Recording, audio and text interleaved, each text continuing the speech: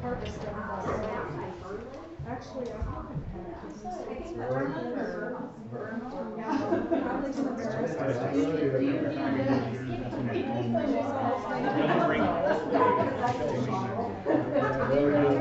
Closed in my pocket 4 times.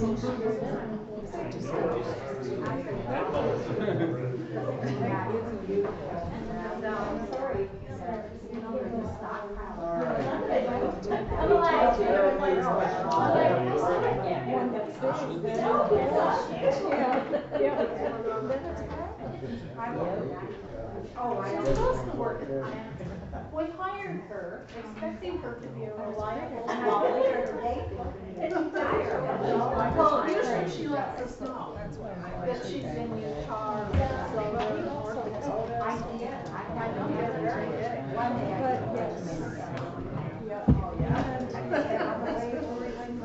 Better watch it.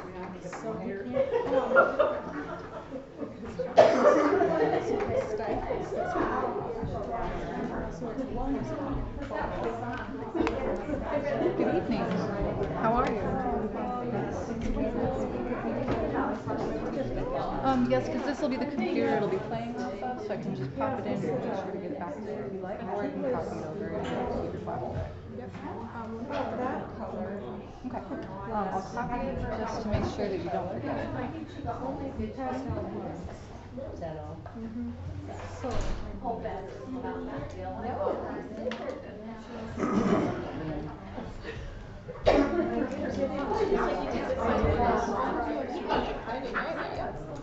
Okay, just start.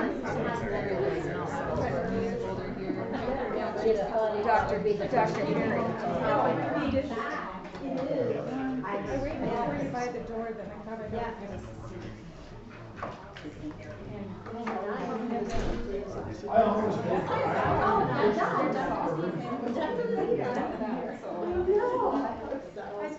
do you have any animations or anything in it? Okay, so it should just be beat for beat. And would you like me to change the slides for you? Or because I do have a wireless keyboard and stuff I can set up for you. For the keyboard? You bet.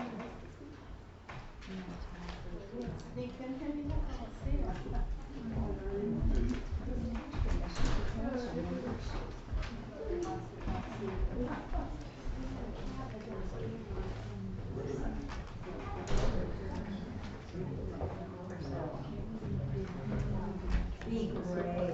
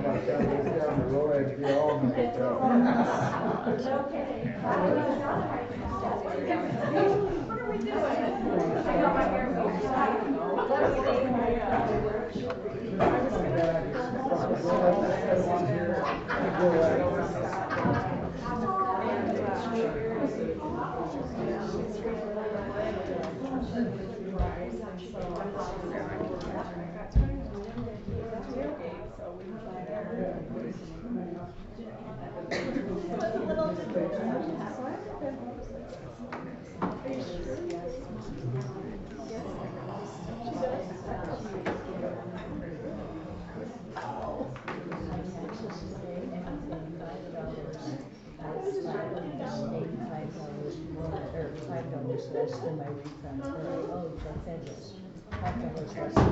Screen reflects off your glass. I can't tell if you're looking at me or looking at me. No, I was reading the.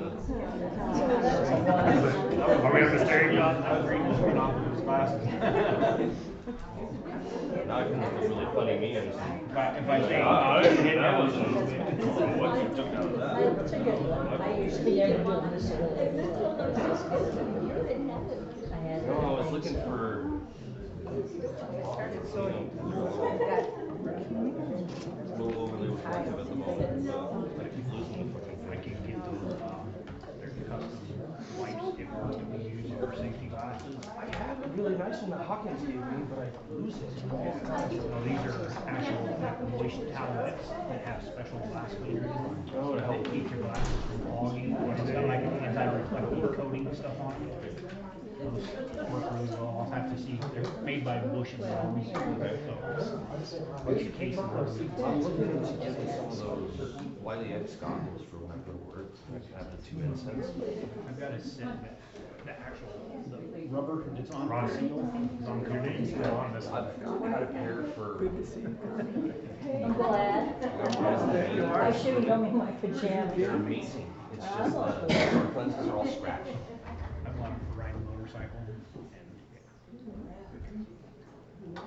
And I used to wear them when I flew, so I didn't get nothing in my eyes. Oh, they are.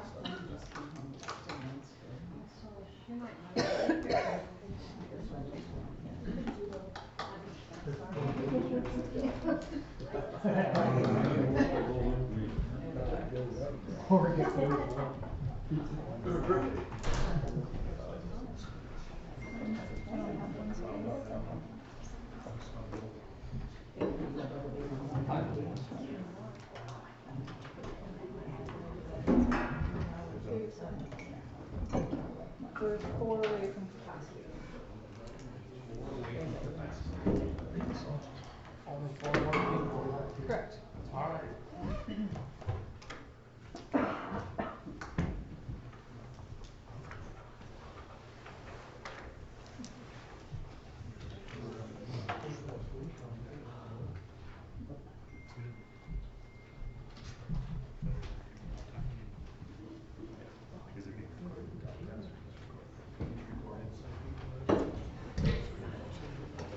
Alright, it's 7 o'clock. I'm gonna call the meeting to order, or the workshop to order. Dean? Here. Fran? Yes. Mayor Norman? Here. Getty? here, DeBock? here. Alright, we'll do the pledge of allegiance.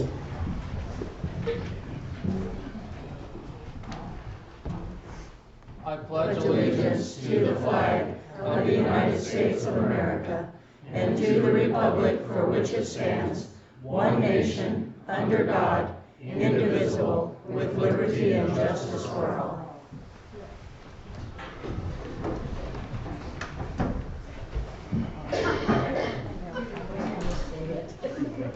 Alright, so a copy of the Open Meetings Act is on the wall, on the board over there, bulletin board. It's also available in pamphlet form at the website listed on the agenda.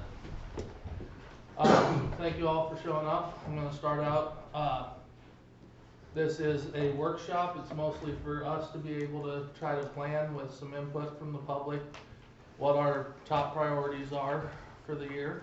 Also get specific dates on things and deadlines. So with this, the way this is going to work tonight, we're going to discuss things as they come up. I will lead it, and then input questions from the crowd are welcome. Wait to be called on. Do not talk over anybody. You must stand, state your name when you want to ask a question, once called upon. Lastly, be respectful. If I feel this is getting to a point it's not, I will end the meeting right then and there. Alright. So, first thing I'm going to bring up, it's probably number 1 on our list, is the nursing home. We are currently doing everything to try to find a remedy, looking into every option, and when we find something out, we will bring it forward with a plan, and that's where we're going to leave that subject tonight. Moving on to the second subject, the rodeo grounds.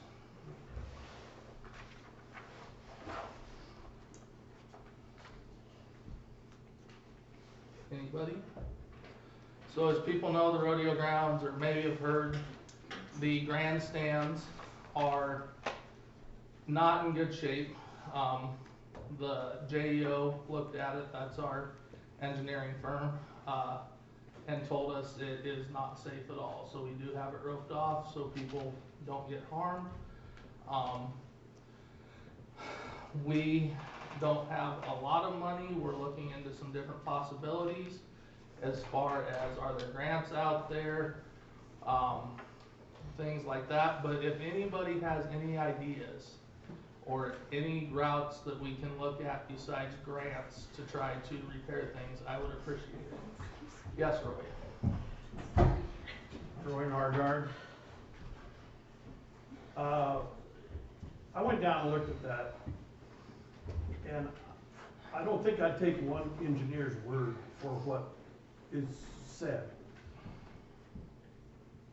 That's grandstand, you could probably pull the front part off and reface that, fill the cracks with the foam for the voids, and you'd probably have 80 to 90% of that grandstand still usable. Okay. But you'd have to get another engineer to confirm that. I'm not an engineer, but common sense says that's pretty thick. If you take care of the void underneath and take care of the leaning, you got problem solved. I was told that was gonna get looked into. Yep. I don't know if it ever did or not. So that suggestion's been made to you people before now. Right. But, so I'd like to get some confirmation that's even been approached. Well, we can't, we're under contract with JEO. No, you're not. Yes, we are, Not for that. for everything that You the city looked does. Yeah, but you didn't use some. He looked at that project. You can have more than one contractor for any project. You're not loyal, you're not, We are you're under not square with contract for the him. next I'd like to year see with that in writing. JEO. I'd like to see that in writing. We just approved it last meeting. We did approve them as our engineers, however, I will discuss it with Adam. I did hear there's somebody else possibly interested, I don't have the name, but possibly interested that might look at it, that is supposedly good or has expertise of, you know, going in underneath and putting fill in or whatnot. So, I will discuss with Adam and go from there. That's the best I can give you. All I'm right saying now. is the whole thing was a mistake to start with. To Right. have an engineer come in, because if they're gonna say it's bad, boom, there's stamps on it. That was the silliest thing that ever happened. Okay. That's your problem, your fault. Well, then, let me ask you this, what would have been the suggestion as far as, at some point, the professional has to look at it, if we believe Exactly. it's possibly unsafe. Exactly. That's what we did. But- As soon as they responded to us, it was supposed to be a word of mouth exchange, Yes. can you look? Yeah. It was supposed to be a word of mouth exchange. When they responded to us through the engineer in paper format, it's documented at that point. We then had to take their word that it was bad, because it's sliding off there, it's not just the void. So to answer the question, I guess, on the foam part, that would be able to lift it up, that's not anything structural, it's keeping it from sliding down. No. There's movement on the structure. I just say So another that, engineer. but you wanted a response, I guess, towards the foam. So the foam part of it won't fix the void part of it for structural purposes, because it's actually sliding off the bill. That's why it's separated on like row 10 by 5 inches, 6 inches, because that part's separate. So the foam part won't help that area specifically, just to identify that. That's all. I'm just saying another engineer's I- opinion. and I would be before great. Tony? So I want to back up a little bit, because your agenda does not have bullet points on to what we're gonna discuss. It simply states planning schedule. You don't have bullet points. Mhm. So when you said number one was the bill, but we're not gonna discuss it. I was at council, I want to discuss at council the villa. At that time, I was told by you that the villa would be discussed in the workshop. I stated, And there was no other information brought forth, we dropped it. The discussion should be had here if that's what you said. Otherwise, it should have been held So as in far as, council. I don't mean to overspeak this by any means, but as far as the workshop, the workshop can be like a list of items, a list of ideas and whatnot, but we can't come to solutions, and we have to be cautious Okay. of discussion as a workshop, just If as the when you meeting setup. do an agenda, you have all your items on the agenda for council that get discussed. I agree with you, yes, And but it's this a is workshop. how we And were so- told to set it up for a Right. workshop, so that So it I can be didn't open. understand that the bill wasn't gonna be discussed, because at council, we did say it was going to be discussed. Don't tell me that I don't understand, because I totally understand. And whatever But the you workshop don't can't wanna be- tell us is fine. But at this point, I'm just making an open statement that you guys, and I'm saying Shane, lied to me if it's not going to be discussed. And I'm not gonna say one way or another, it's your council to discuss it, but I don't like being lied to either. We could have discussed it at the council meeting when it was up, or we could discuss it now when it's up, but I was actually told we were discussing it today. What, And for the that's all I got. record, what I stated was everything's open. We did briefly touch on the villa. At this point, I touched on it briefly. At this point, So why that's- can't we discuss the you villa? can make statements if you want. Why can't you discuss the villa to us? So, We don't have anything to discuss right now. Sure you do. No, we don't. Excuse me for We're, interrupting. we're, Yes, you do. And you know you do. we're exploring our options right now. Okay, Can you Shane, share those options? Share with those us? options with us. we're all here to try and work for the betterment of Crawford. Correct. At least hear the people out. Right. Whether you have an answer or not, at least let them Yeah, address their concerns. If you have an answer, you have an answer. If not, you don't. Right. But at least tell them that. I would at least let the people voice their concerns while everybody's here, so we can all work together. people are welcome to voice their concerns. We're not here to point fingers at No, anybody. I'm not pointing You didn't do fingers. this, or you didn't do that. We're all here to work for the betterment of Crawford. If you've got a question for these folks, they're a thankless job. Nobody ever tells them thanks for That what was they my do. question. Okay, but let's listen to what they have to say. My name is Patty Page. I've been here a little over a year. I just want to know, what is the issue? Can you describe what we're talking about the villa? So- Does it not have money? Does it? The thing with the villa is they're in debt right now, pretty heavy debt. So, that is the issue. And the government will lose the hell out of it. Hey, you got But- me calling on, sir. Alright, anybody What's else your have? question, Roy? I got my question. Okay, do you have a question on the villa? Do I? Yes. Why are we discussing it when I was told at council? What do you want to discuss about the villa? Well, I want to discuss the debt, and where they think they're headed with the villa. Okay, Those are all things that I want to know what the options are. do you have an answer for that, you guys? We Yes or no? we don't have an answer right Okay. now, so. Moving Have on, some of your councilmen instructed not to talk about the villa. I'm taking in advice of what I was talked to with Adam. We are leaving it at where I left. Okay. We did find out what. Hold on. Wait a minute. We need to raise hands and wait to be called on. You've had a question, or you had your hand raised. Connie Shuff. I just want to clarify something. You keep calling it a workshop. Yeah. Your paper's calling it a meeting. If it's a meeting, you do have to list everything you're going to talk about. It was a workshop. it's supposed to be It's supposed to workshop. be a workshop. Okay. So, yes. You have something? Dale Rising. As far as the rodeo grounds, it could be self-supporting if we go about it right. I suggested several times to put plug-ins and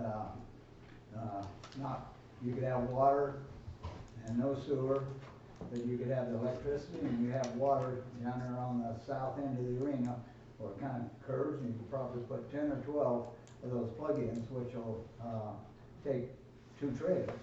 And people fight to get, I mean, they call ahead and they fight, and you charge $20, $30 a night. And, you know, with the 4th of July and the high school rodeo and the senior pro rodeo and all these, you'd be surprised how fast you can pay for it. And, you know, some of these pedestals, plug-ins and stuff, They can get expensive, but you can get some for $200, I looked it up, and $199, and you can get a, what is it, 20, 30, and 50 amp, for $190. And the wire, I know would be the expensive part of it, the plumbing, that's, you know, the PVC pipe and stuff, and we got water right down there on the south end. We could, plumb into that. And I'm not an electrician, so I don't know what kind of wire or cable it would take, you know, to run for like 10 of those, say 20 trailers plugged in, and everybody turns their air conditioner on, you know, but that kind of money, it might take 4 or 5 years, that it'd pay for itself, and eventually maybe we'll get a covered grandstand. You know, just things like that, and I know down here we don't have an honor box. I travel all over the country to the rodeos, and every place I go, they've got an honor box. And to stall your horse, we don't have stalls, but to use the pins, people just go and they don't pay a dime, you know, they come in. If you have an honor box, you'd be surprised how honorable some people are. For me, I know wherever rodeo ground in the country is. And for me, I appreciate to have a place I can pull into, stall my horse, and know it's going to be safe, and I can park right next to them most of the time. But anyway, stuff like that honor box, when I lived in Lusk, we didn't have one, and I talked them into it. And one day, the groundskeeper, he was going around, and he looked, and he went to the office, and he said, I think you better check that box. There's money floating out of it. You know, it was so full of $20 bill, because that's what they charge tonight. So, anyway, it could, I don't know if it'd be self-supporting, but it sure be a good income. Yes. Sorry, go ahead. Sorry. Can I go back to the Carrie card? Can I go back to the nursing home? You can make a statement if you want, or ask a question. The question I have is, how much is that gonna affect inheritance tax for Crawford if our residents have to move out of state to the rest home and they pass away? Huh? It directly impacts us. We could lose that if we don't have the facility. So it's important. So to keep you're the aware facility. of that and Yes. you know how that works? Yes. Okay. Thank you. That's just what I wanted to know. Thanks.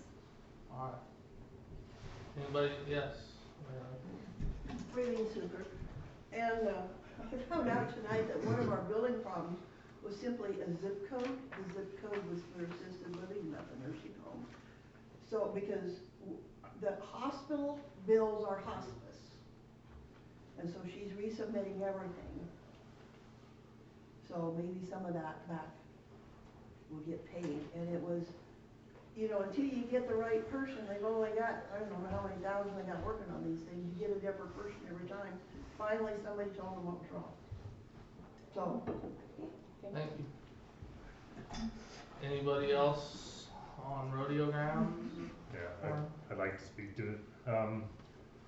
Just as far as things are progressing right now, I kind of had, I guess, a different vision of what we were going to be doing, so just bear with me when I read some of my bullet points, I guess, or what I thought we were kind of doing. I believe at this point for the rodeo grandstand itself, I think we need to either second engineer report or get an engineer design, somebody on site, and get it designed, and we need to know how much this thing's gonna cost. Even to take it off the hill, that's 650,000 pounds of concrete. We have no place to put it right now. Hauling it all the way to Chadron, it'd be a huge expense. In combination with that, I'd like input from the town or the council or a discussion or through the workshop, possibly looking at some land where we can create another dump site. If we have all these buildings on Main Street, houses throughout town, the grandstand, all these facilities that we wanna bring down, we can't afford to ship them 25 miles away. And that may be something that we can work in conjunction with Schwan to even decrease our trash. Hey, Brent? Yep. Can I address that, please? Yep. So, state law prohibits any of that rubble from being shipped to anywhere but the designated landfill. So, bringing houses down and hauling them out to just outside and burning them in a pit, NDEE is gonna be crawling all over this place. It is highly illegal in the state of Nebraska. It has to go into a roll-off dumpster and be hauled to the landfill. I just wanna point that out, cause I know I've heard that Is around. it just, can we apply for another one in the area closer? No. Or is So- it just No, one that per- is permitted through the state of Nebraska. What you can do is you can bury, raw concrete, so no rebar, and brick. You can dig a hole and bury that all you want, there's no stipulations, to that. I just asked these questions to Jake Stewart the other night, because I had heard what, people around here are wanting to do, and so I just wanna make that clear. Before you make plans for that, better check with the state regs. This is a Just to workshop. piggyback on that, just to give you a little bit more information, I attended a meeting at First Swan when Chris had to be gone, and we went over, that they had record incoming, it's not scrap, but it's fill, from Hemingford and another community that was looking at doing a bunch of condemning, and they had set up like a special assistance to help them deal with that, so that way that community didn't have to come up with something on their own. So I don't see why that wouldn't be something that they could help us out with and help us set up if we get to the point where we have all that additional. I think, you know, and I'll just voice in, I think we're at a point where we need to at least have the engineers tell us what it's gonna cost to remove it and what it's gonna cost to replace it. The city can't be left in the dark. We need to know the exact amounts of what we need to raise for the money or the funding or what it's gonna take to remove it and replace it. And we have to decide on what we want. Do we want the same grandstands, the same style? Do we want something different? Do we want something smaller? Do we want something bigger? Those are things that I think we, as a community, need to figure out. And the sooner we get that information, you know, the sooner we can start trying to raise funds to repair that. We have like a lot of competition going on in the community about whether they want the pool or they want the grandstand, which is a priority. Do you close the golf course? I mean, we hear it all, but we don't have numbers for the grandstand at all in any way, shape, or form. And I think we all know by now that the bathroom situation up there is horrendous. So that would be maybe a combination, but if you make one seat bigger than what's up there on the hill right now, then you have to be all ADA compliant, they have to be brought across the road. I mean, you open all sorts of different doors, so whether we tier the hill and try and get away with the cheapest possibility there, like you said, bring your own seat type situation for a few years, till we can afford to drive pilings in, so like grandstands. This is all what I think needs to be in the discussion, but we don't even have a starting point, what it's gonna cost to take it off the hill and make the land safe where it's not sliding down. I mean, that's, I guess, where my focus would be to make that investment so we have it where we can go. Ronnie's got a question. I would like to pose a question to Connie. Connie, out there, To me or to Connie? Connie. Connie. He's asking a question. What? So, that chunk of ground, next to the city dump where Crawford Livestock has a lease on, Mm-hmm. there's tons and tons and tons of concrete rubble there that came from the city. Is that, to your knowledge, is that still, usable for us to dump more concrete there? You'd have to ask the sale barn because they're leasing the land. Okay, I didn't know if there was any I mean, stipulation in I that wouldn't see a contract. problem with it, but you'd have to ask them. Okay. Ronnie. As far as, you know, I understand, you know. State your name. Ronnie Thompson. Okay. I understand, you know, I still hear it. You know, I'm an outsider because I'm not from here. I don't know anything about Crawford. But how I perceive as far as the rodeo ground. Now, I'm not sure of the approximate years that concrete was put up there. 1947. I don't know how many councils have talked about working or doing something with the rodeo ground as far as those bleachers. I do know when we were a council, we discussed it a little bit. We had some ideas, am I right, Connie? And we kind of got shut down. And it sounds like you all are studying things a little bit better, saying there's undermined underneath it, saying that, you know, the openings of the bleachers, saying that the front wall is falling in, you know, saying that JEO is the only one because they are our engineered company. That's just like, you know, we could put out bids as a city for anybody. JEO cannot do anything about it. They are the engineer telling us what's wrong. They are not giving us ideas how to fix it. It's up to us to fix it. It's up to us. My other part of that is, we can sit here and discuss it all you want, but you have to sit down and realize, or I should say, I'd like to know if there has been anybody on the council and or looking into grants for it. You know, you could sit here and talk about how you're gonna fix it, but do we have a grant writer? To the best of my knowledge that I know of, no. The last grant writer we had for the city was terminated by not Connie Shell, but the mayor before, because there was a conflict. Let's do something about this. We can talk all we want, same way with the pool. We can talk all we want. You know, we don't need grandiose. We need to get the problem solved. We need to get it going, because July's coming, that brings in a lot of money to the city. And I'm bringing up the pool too. We don't need a grandiose swimming pool also. We just need to get the swimming pool fixed. That's for the kids. The rodeo grounds is for the people of Crawford. If we're not willing to do it, and I also heard as far as the golf course, if the golf course, and I've heard it, and we heard it when we were councilmen, that just close the golf course and that'll make everything better. No, it's not.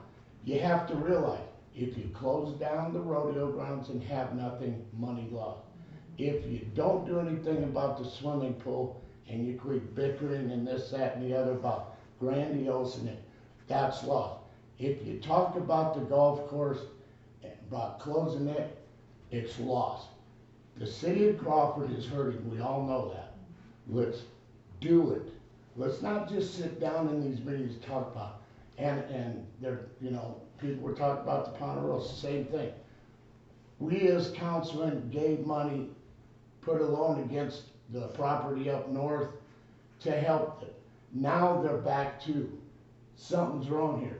We need to fix it. If we need to fix it from the inside or outside, get people on them, because if you don't, you know, May's coming soon.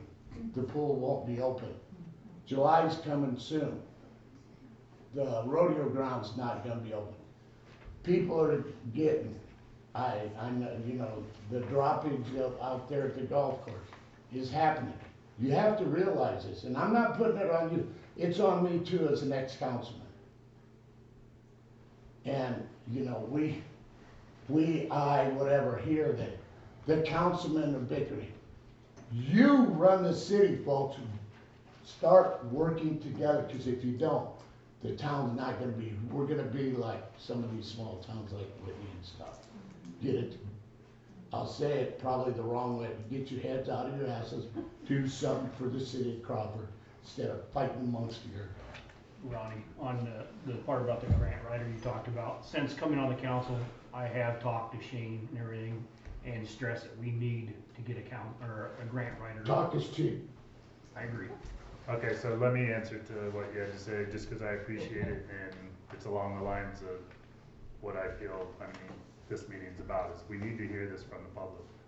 We need to know whether the grandstand is more important this year. We can't afford it all, you said it, and it's not grandiose. It's a minimum, basically what we got proposed is $500,000 to fix the pool, and I don't trust the information we got even on that, because the sonar couldn't read what they called the vessel, but the bowl, to see if it's hollow under there. So we could replace the whole deck and possibly the bowl's still hollow. We don't know what's between the kiddie pool and the main pool. So that was one of my other items that We need to probably get a better reading, and again, we have to have it drawn up to get an idea, or figure out how much it's gonna cost by putting it out for bid. But this, to me, was the workshop, was, I believe the rodeo grandstand and or the rodeo itself is probably the most viable, important thing to this community as far as bringing bodies and revenue into the town. If we have to go without a pool for 2 years, but then we can fix it because we're generating revenue, great. As far as a grant writer, had a grant writer, had a proposed grant ready to be in play, but we don't have the cost analysis to provide for the grant in order to even submit it. We don't have it. And then we don't have a budget set aside to be able to prove that we can match that grant. It's not as easy as just submitting the grant. But I've already done, or already had all that in play, and we missed that deadline because we can't decide what direction. We can't decide, or I'm not comfortable deciding because of the bill issue and other issues, water treatment. We have a lot of things, and that's what I'm hoping will come out, that we can all see. You've been there. Once you see behind that curtain, it's a scary place. But what's happened, I believe, in the town in the last year, it's a lot. It's a lot is hit. And I'm not saying there was no issues before, you guys didn't deal with issues. I mean, the grandstand, the fire hall, the water treatment facility, this has all happened in the same year. This is a lot for this small budget, this small community, as the population's dwindling, and we don't wanna get below that 800 number. We don't wanna become a village. Like, we're close, we're getting there. But you So don't. how do you turn that around? You bring bodies in, right? You gotta get traffic in. Well, the grandstand, there's nothing in this town that is in play that will bring more bodies in than that, and probably, honestly, the golf course. Those are the big draws. So I hear you, and I definitely appreciate it. And yes, this is what hopefully this will bring out for all 4 of us to be able to take as a council and move forward with a strategic plan of some sort. That's the hope that I had when we had this meeting. So I appreciate what you're saying. Quick question for you, Ronnie. When you guys were on council and speaking of the rodeo grounds, was there anything that you were considering at that time that's something that that we're not considering at this time? What Dale Rising was talking about, he brought it to myself and another councilman. I think we were just down there at the rodeo grounds, and it was it wasn't brought up in a council meeting, but it was brought up, and it was like, oh, the city can't afford that. Well, shoot, right underneath the carpet, which a lot of things happened when I was at the council. And you said that you guys spoke, did you speak, or at that time, was the actual bleachers a concern at that time for you guys? Yes. Oh. It's just like, for another example, the bridge that goes across. Right. I just wanted to make sure we weren't missing. Right. Like, if you guys had something that you considered at that time, if it's something we could reconsider at this time, I just want to make sure we weren't missing it. Because he talked to a couple of us councilmen as far as electrical and honor system. Another thing is as far as the bridge going in the park. Now, that bridge did not, for a long time, have a limit on it. Now it's 5 ton. The guys that bring in the stock do drive all the way around. You don't see, every once in a while you'll see one go across, somebody will bring to the, hey, I'm so sorry, blah, blah, blah. But if you sit down and look at it, I don't remember what engineers said as far as that bridge, that the city of Croc's gonna have to take that bridge out because there's a 1/2 inch gap to 3/4 inch gap off the wall, because so on and so on. But if you go down and look at now, how many years ago I was on, so basically about 6 or 7. You know, that's another problem. You go down and look at it, you get up to tape measure, you measure it, it's still the same. You know, I understand wanting to better the city of Crawford, but, you know, like the pool. The pool is important. The grandstands or the rodeo ground is important. But, you know, I guess what I'm saying is, do you really think wholeheartedly that 1 year of, that's even dwindling the rodeo? Am I correct on that, Mr. Rising? Oh, it's still got as many contestants. I mean, they have 2 or 3 go-arounds of saddle bone riding and stuff, bull riding. But as far as getting the top name cowboys here, no. simply because we don't pay enough. Right, and the reason we don't pay enough, cause it's not because of the rodeo grounds itself, No. it's not because how it looked, but what we have. We can open up those bleachers, I don't care what JEO says, unless they can get to a point where they can clarify, so on, so on. We don't know, does anybody in here know what's underneath actually, I'm not talking about ground light, but as far as concrete, is there rebar, is there piping, is there, Well, I took a tape measure, measured 33 inches straight down and 16 feet down the embankment, never hit anything, and then went down on the deck and I put my tape 10 feet Okay, across. you did. And I stopped just because, and that's, I mean, Okay. it's completely hollow under the right side. right, but you did, the JEO did that. Yeah, they came on site and looked at it. They did it that way, they were with you when Yeah, you they did have that. pictures, they have all their stuff. Why hasn't that been brought Oh, to the public? Why hasn't that been told to the public so we can see those pictures? You know, it's That's why just they're here little things. tonight, Ronnie. Huh? That's why they're here tonight. Well, you know, and that's, you know, I respect Mrs. I do, but there is no reason for him to be able to run this meeting. If you're the mayor, you run the meeting, not him. That's a comment I have on that. Dale, did you have something else? Oh, yeah, as far as that concrete and stuff, a lot of these ranchers have these stock dams and stuff, and they've got the road going over the dam, and a lot of those are washing out the last couple of years. I know I've been across half a dozen of them, and that concrete, that would sure fill a hole in there and stabilize it instead of just dirt.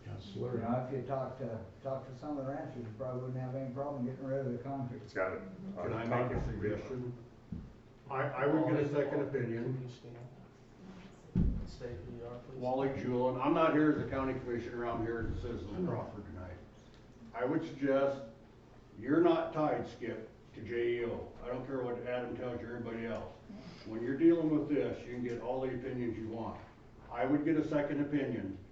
If you gotta spend $2,000 for another engineer to come in and look at it, and either say, this is how we fix it, or no, it can't be fixed, it's unsafe.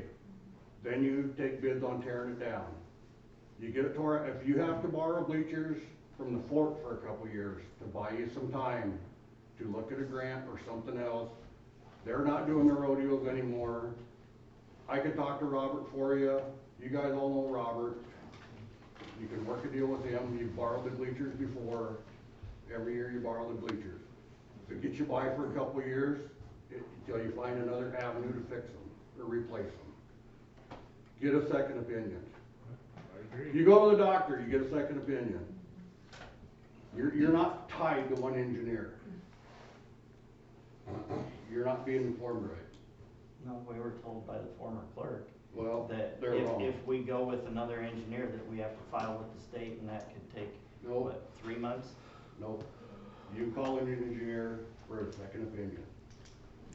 So, all right. Yes. Carrie Fromm.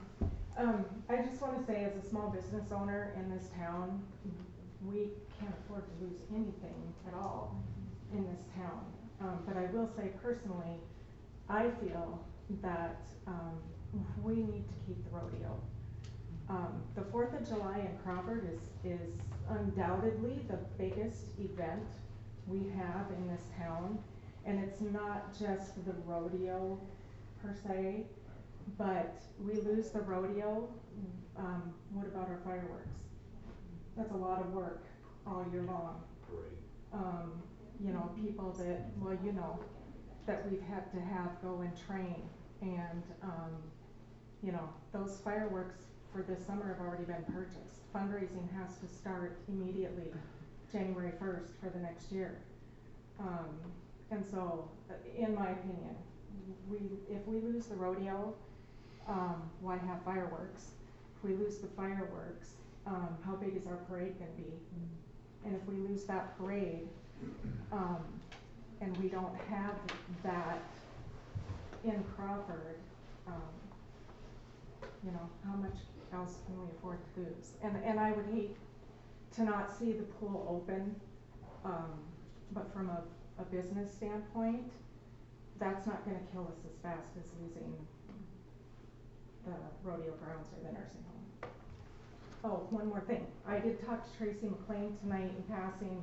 I was trying to get her to come with me tonight, but she couldn't make it. She said that there is a grant out there through T-Mobile, that she did a little bit of research on, that it is possible that there could be funding there to redo the grandstand, and I don't know any more about it than that. Jennifer Dean. So I have concerns with lots of things like keeping our businesses in town and the rodeo. We always enjoy going and everything, all that. But my primary is the infrastructure. I'm not gonna lie. Working at City Hall, and Dennis can tell people more if you want to know. I don't think you guys understand how fragile our water is right now, and all the issues we're having with our water department and our sewer department. And to me, that's a priority above everything else, because I'm sorry, we don't have healthy water coming to our own houses. It doesn't matter if we have a rodeo or anything else, and I'm not saying I'm not a rodeo fan, because I'm true blue. I mean, I bleed rodeo, our family does, but that's my priority, is our water and our sewer and our infrastructure. We've got water going underneath our streets. You guys driving down them. That's mine. So. Yes, Roy? I think Wally had an excellent idea of, if you have to tear that out after a second opinion, to get some bleachers, terrace it. It's a substitute for a while, but it keeps the rodeo going. Yeah. That's a great idea. But also, don't forget the bottom side of this community, and that's the youth. And the youth, that swimming pool is very important to the youth. Don't throw that aside. And in no way, shape, or form will you hear anybody say we don't want the pool. But this is, until we'll get on the water treatment, because I mean, that was my number one. This is what this is about. The town does not know everything that's going on. They should. I'm all for it. I said that when the very first meeting I got in. I'm an open book. Like, I'm probably too open. You guys having this I'm meeting. probably too open for some people, but It's important. We should but have more of the these. pool, as far as that goes, it's the same thing with the grandstand. I think we need a second opinion with a better reading on it to determine exactly, because there's pieces on the price evaluation of that, the estimate on that, the 500,000 that I thought we just replaced like a year ago. So we don't even actually need them, or do we need it? Like, when we update the piping, do we need to update those because those are too old? You know, those are questions I think before we even begin to advance on that, we need to get a second opinion and a better reading or something on that as well. We don't have the numbers to advance, but that's part of what we lack as well as a town. And as far as I've talked to a lot of people, a strategic plan, a comprehensive plan, a 1, 3, 5 year plan, broken up 5 different times over the course of even 25 years. What is our goal? Who are we? What are we identifying as? Sharon, I can tell you they have a city council member over there that he says every single year, without fail, somebody on the city council will bring up, hey, let's throw a rodeo and take it away from Crawford, and they want to steal it. And he says, I always say, that's the only thing they got left. And that's the way they look at us. That's the only thing we got left. Well, it's more than that, though. That can be our identity. That could be one of them. We have a huge recreational park, golf course facility. It's second to none in the state with the backdrop that we have. And if we identify and set up our goals as being a tourist town, because I'm telling you what, you go up to the Black Hills, you walk in, doesn't matter whether it's winter, summer, spring, fall, they greet you like you're a tourist. And they make you feel welcome. They ask you where you're from. They identify as a tourist town, and that's why they bring in the bucks, because people have fun going there. But we have to key in from top to bottom, whether it's educating our youth on how to treat adults, to every single business, that if you don't know that customer, that's how you introduce yourself. If we can all get on a game plan, I guess that to me is what the workshop's about as well, as identifying our issues, at some point setting up a strategic, comprehensive, and even a financial economic plan. But we do have to be honest with ourselves right now. we can't afford it all. We may not even be able to afford one of them right now, but without knowing the actual numbers, we can't apply for a grant. We can't, nobody's gonna accept that if we don't have matching funds to a certain percent. Most won't even talk to you. But, and we have people that are offering, and we'll talk to one. I don't know if it'd be a good time to let her just say her. No. Okay, but that's where I'm at. Yes, sir. Jay Province. I own the arcade building, I'm also looking. I love old buildings, and I know some people probably locally, again, we've been here like 3 years, but I'm all for restoration and doing things right.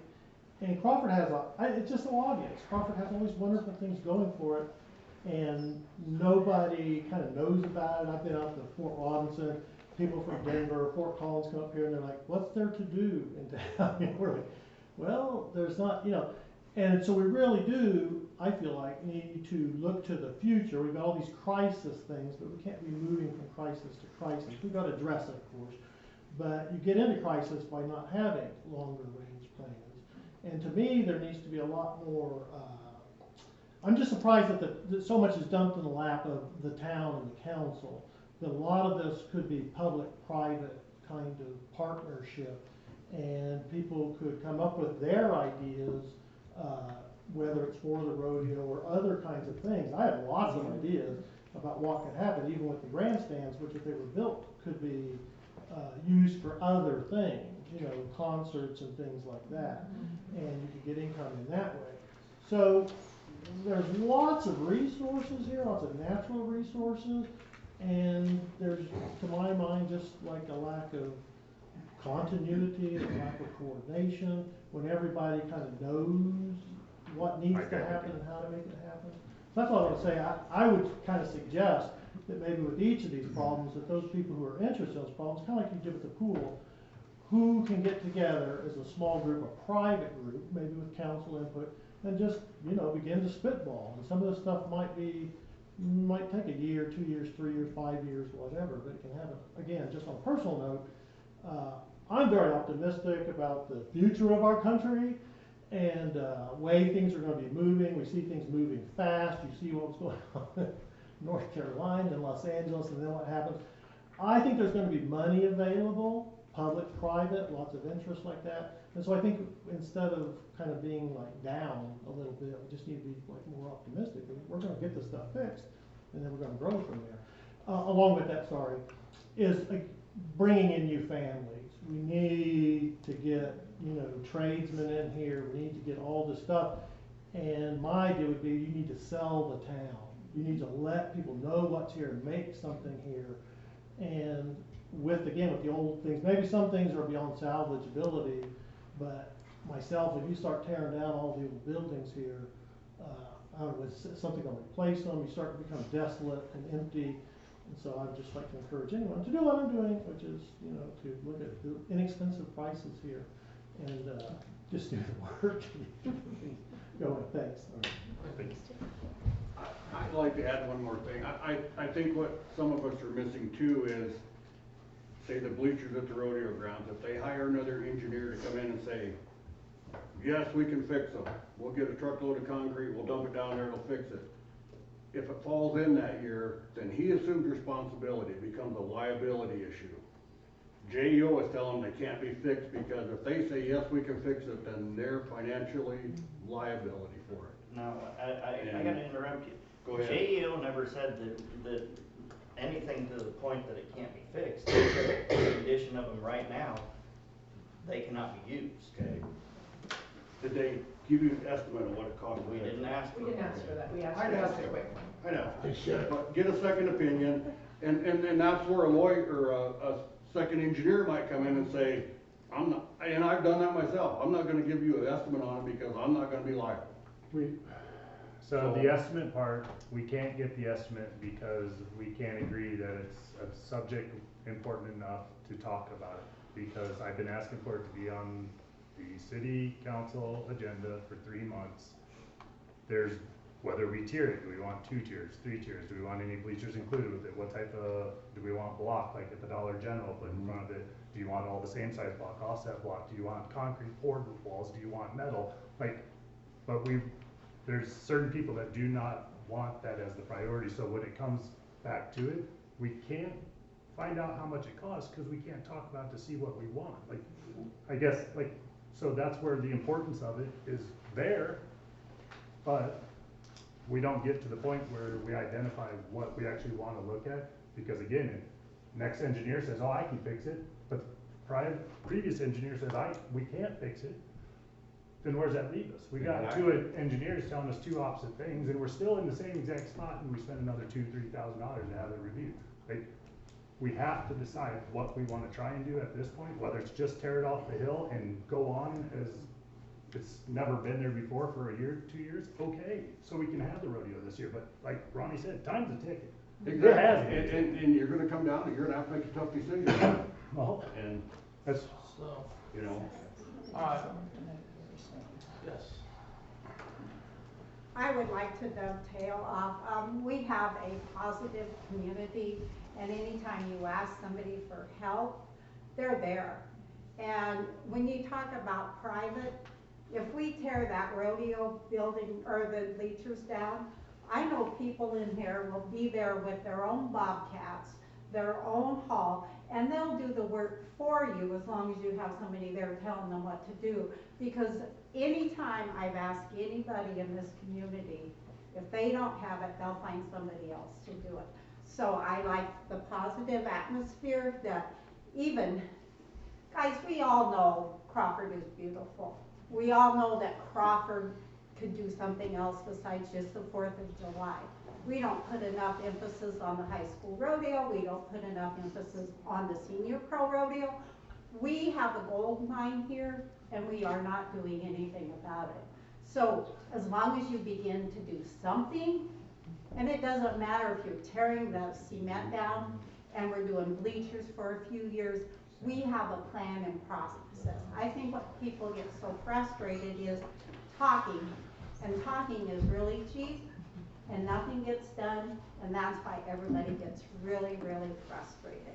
So I'm serious. If you think as a council to tear it down, you start talking to private people. You have people in this room right now that go and cut trees down.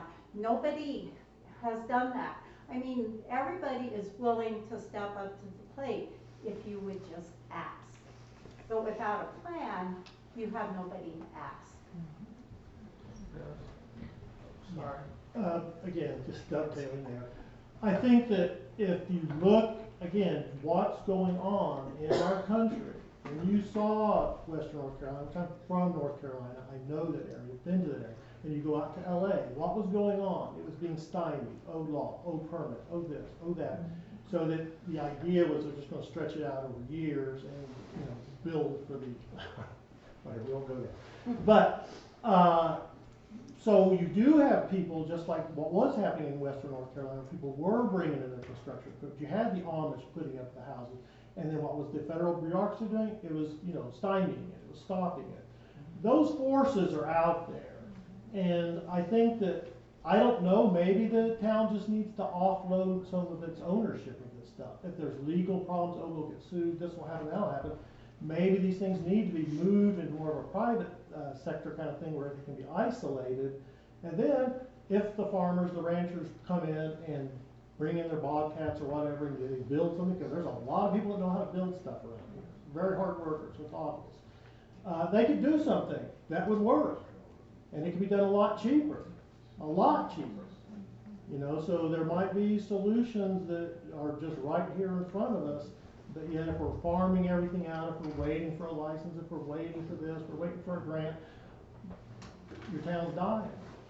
So I don't know, maybe we need to look at this kind of stuff. So would people, just Crawford and just the people in the outlying environments get together, and could they get it done? It should be studied, in my opinion.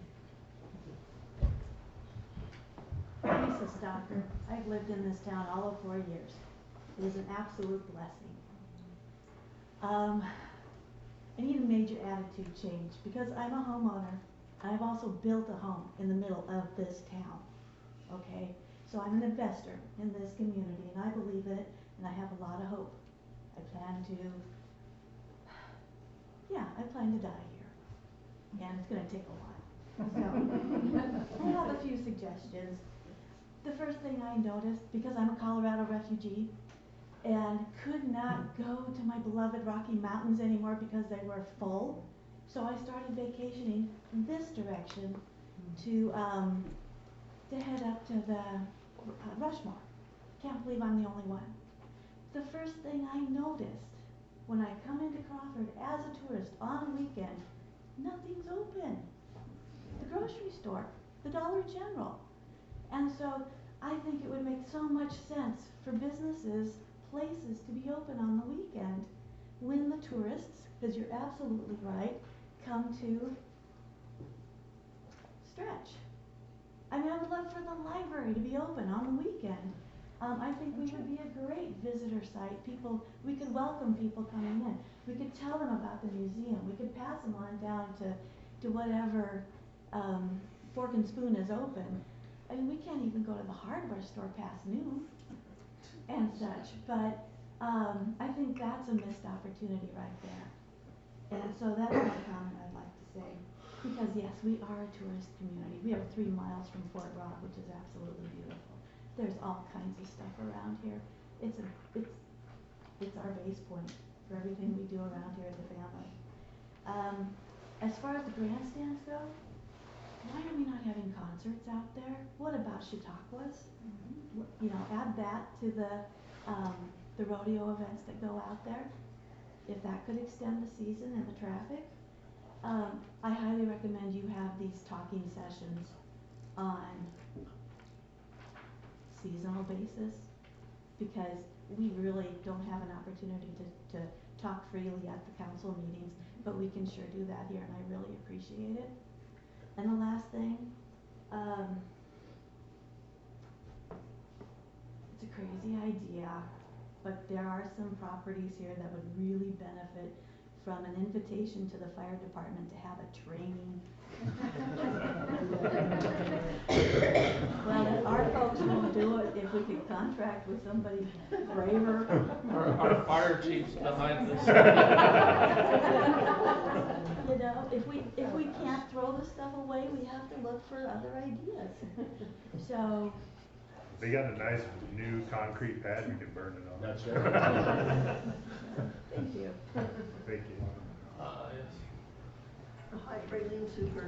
I sold real estate here for 34 years, and you would be amazed at the people from all over the country that came in and said you have the most beautiful country in the area in the country. Said we love it, and the only thing that I would suggest is if we could, and I know there's some volunteers in town, is at least get our entrances to town cleaned up a little bit. Yes. I think that would, but I mean, I had truck drivers and everybody from coast to coast, and they said you have the most beautiful town in the world. So, I mean, we have a lot of positives, and we just need to keep after them. Thank you. Okay, Ron? Don't, Ronnie Thompson, don't make it look like God him again. I wanna go off of something he said and she said. You know, it comes down to where we're talking about all the people that are willing to join in, and he brought up some Amish. You don't, some of you do know some of the Amish.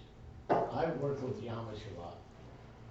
You don't realize how much they think about this town, even being out there and living there. They've asked me a couple, hey, do you know anybody that needs anything done? We could ask them. I bet you they'd come over and help us build whatever we want to build. And they probably work harder than most of us. I know they work harder than me, but you know, it just comes down to that. We know the ranchers and some of the others that have equipment, but the Amish could do part of that as far as the building part. Let's think about things like that. I think we've discussed some of those things as a council. When I came in, I was told that that's really not an option because they don't have the insurance. That's what I've been told.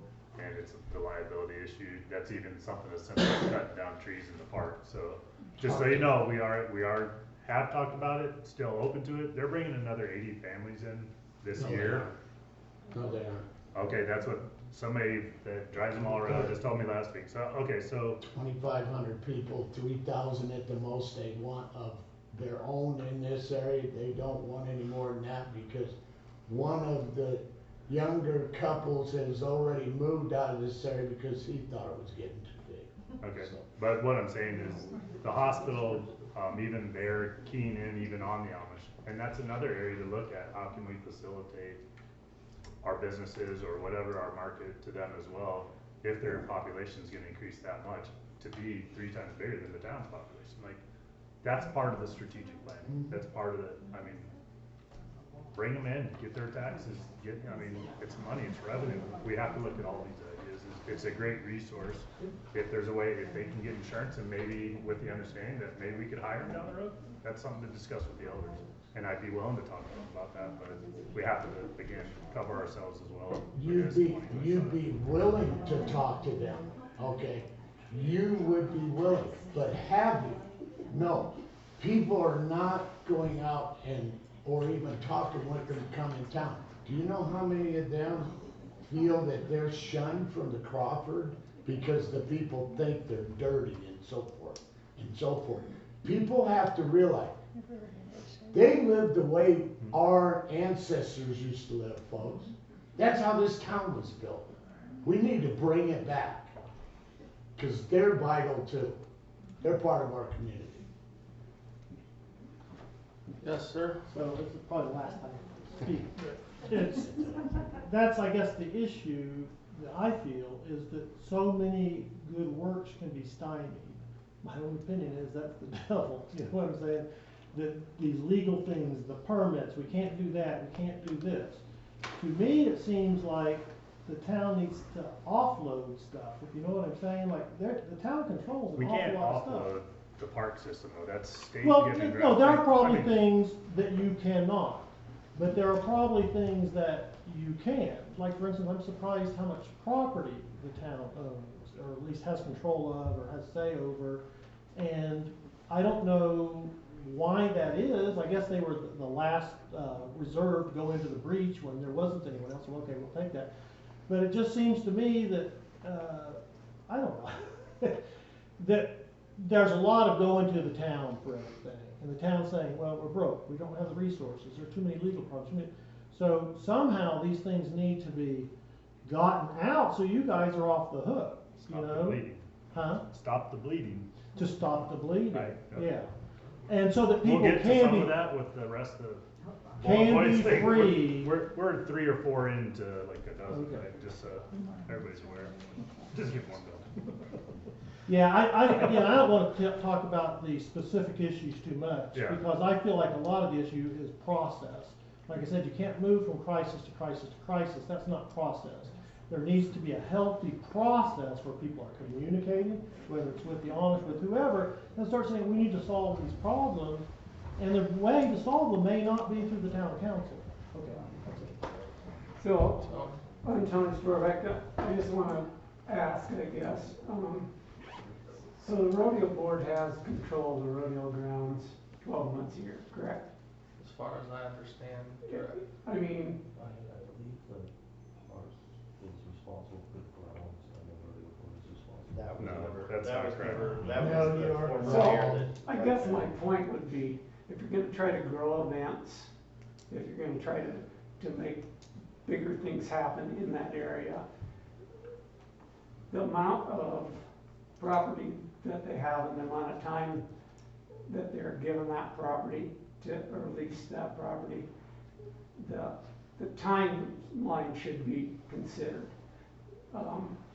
Like you could have an event planner come in and plan a different event down there, but the rodeo board will have to be in control of it at this point because they lease the ground. So that to me is a stumbling point for growth, and it needs to be looked at and possibly changed. I don't want to step on the rodeo grounds or the rodeo board, but is there a reason why they have to have it 12 months a year. It's a thought. Thank you. Alright. So we touched briefly on water sewer, we touched briefly on, the pool, Water, I mean, do we wanna identify some of that? I mean, right now, it's been pretty public, we approved for a company to come in and fix out at the infiltration gallery, the land out there. We currently approved last night for a pump to get installed at the water plant that is needed, possibly 2 pumps. We are in contact with them today.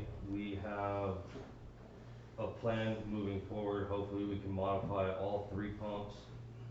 We'll know more by the next council meeting. Okay. So last night we discussed, we'd like to get 2 installed if possible. If there's issues that come up with the first 2 might not happen, but we have a plan for that.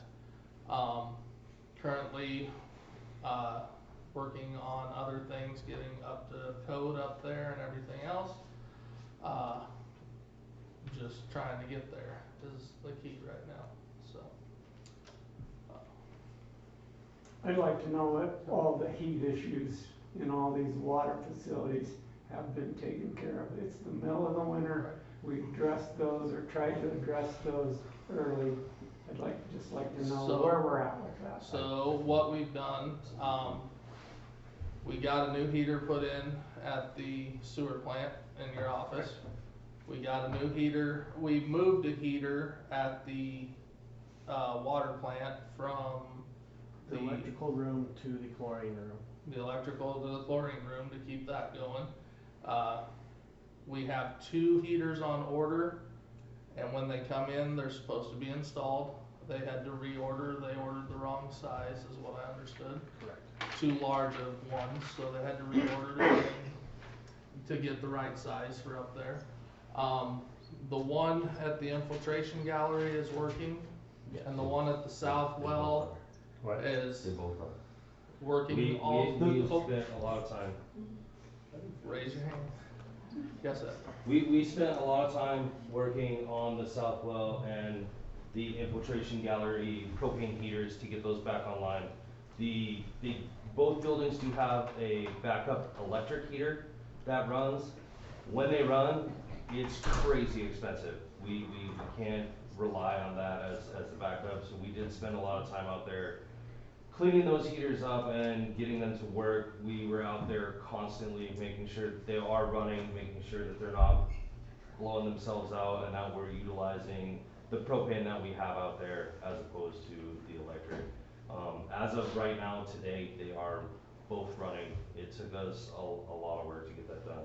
The chlorine room has been addressed, and we have also installed a thermometer, so if anybody wants to peek in the window, they can see how warm it is in there without having to do anything crazy with that. And fire and ice is coming out. They did replace the overhead heat, so we do have both of our overhead heaters working. We still have a little bit of work to do to troubleshoot whether or not anything throws up because of the first heater not working.